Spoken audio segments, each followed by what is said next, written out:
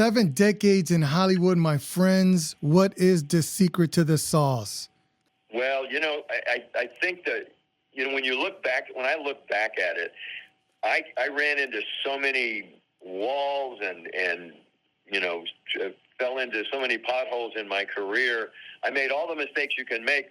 Fortunately, my sort of rule was don't make the same mistake twice. And basically, I think my lesson, and it's a lesson for any job, anywhere, in any business, is you're going to get knocked down. You're going to have hard times. It's how do you get back up and keep going, And I think that's the trick. And we've all, been fired or just run into bad situations. And I just figured, well, I learned from that. Now let's put that knowledge to work again, and I won't make that same mistake again. You're known for playing, Otter in National Lampoon's Animal House, and also on The West Wing.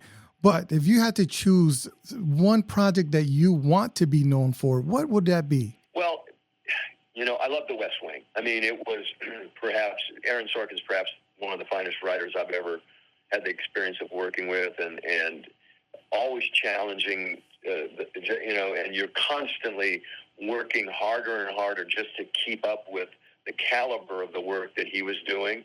But also, I think on Animal House was my first comedy, and here I'm thrown in the deep end with John Belushi, one of the great improv actors at that point in the second year of Saturday Night Live.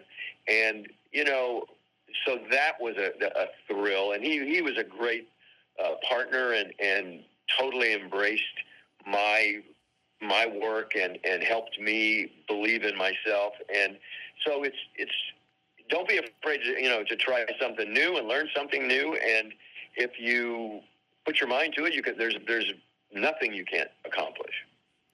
Early on in your career, you started doing voiceover for Space Ghost. How did you land that role, and how did you audition? Well, what happened was I had been a kid actor, in Leave It to Beaver.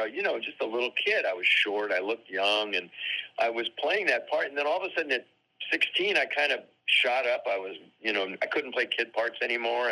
And I was kind of at a point in my career I wasn't getting much work, so I started doing voice work and auditioned and got the role of Jonny Quest on which was an action-adventure cartoon, the first one that wasn't a comedy. It wasn't Flintstones or the Jetsons or something like that.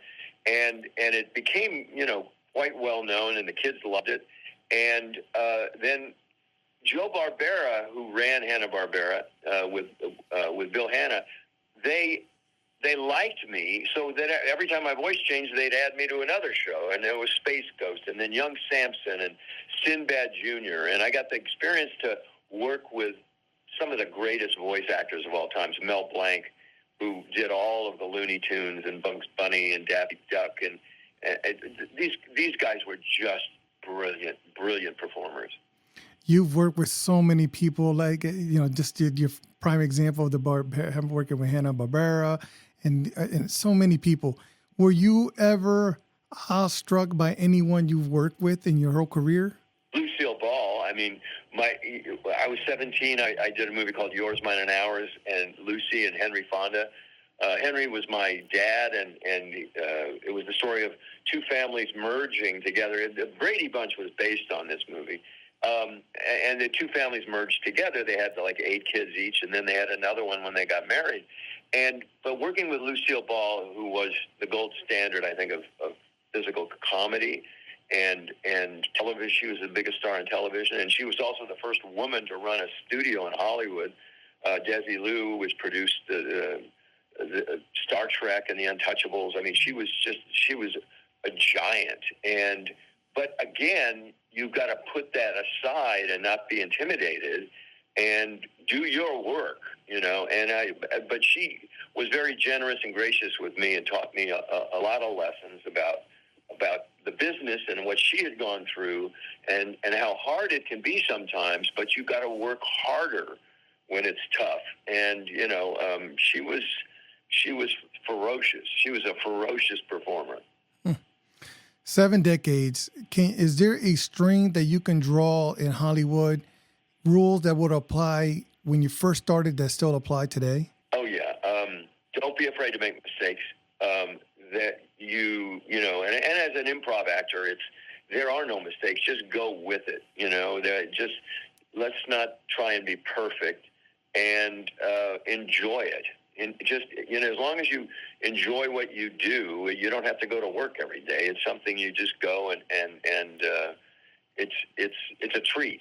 And also, it's a team effort. Whatever business you're in, it's a group effort, and you've got to know how to get along with everybody and support everybody, because they're there to help you and you're there to help them and to make the best whatever you're making, you know, whether it's a TV show or, you know, a business that produces milk bottles. I don't know, you know. So I think it applies to almost every job we can, you know, anybody could have.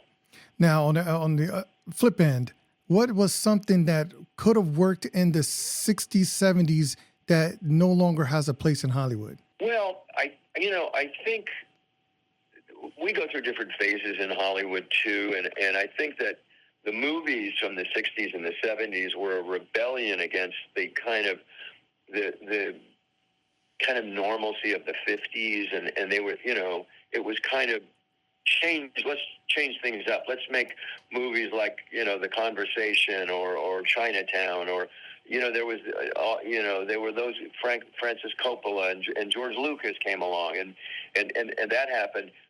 But today, I think it's what's interesting is wholesomeness is kind of absent from cable television, and I think I'm doing a show called Virgin River on Netflix, and I think the reason it's so successful, and it's one of the most popular shows on Netflix and around the world, is because it is wholesome. It's about a group of people who live in a small town up in Northern California, and even though they're all different and they all don't necessarily like each other or think the same way, they learn how to get along.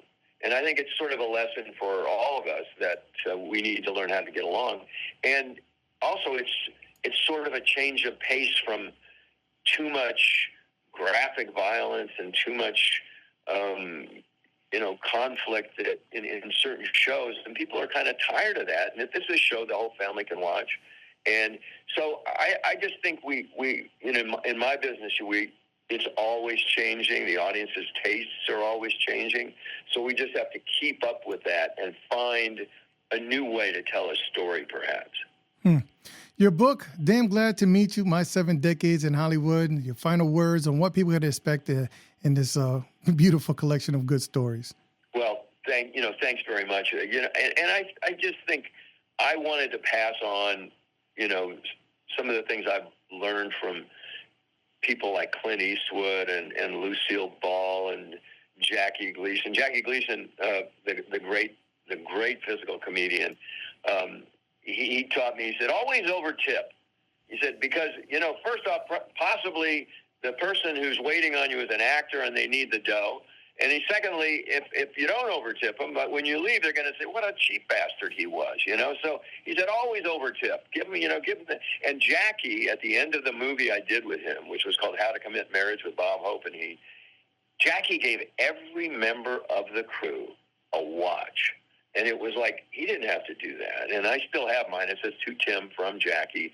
And it was just, he was so generous. And I think be generous with your time, your energy, and sharing with people, and have fun with your work. Thank you so much for your time, Tim, and good luck with the new book.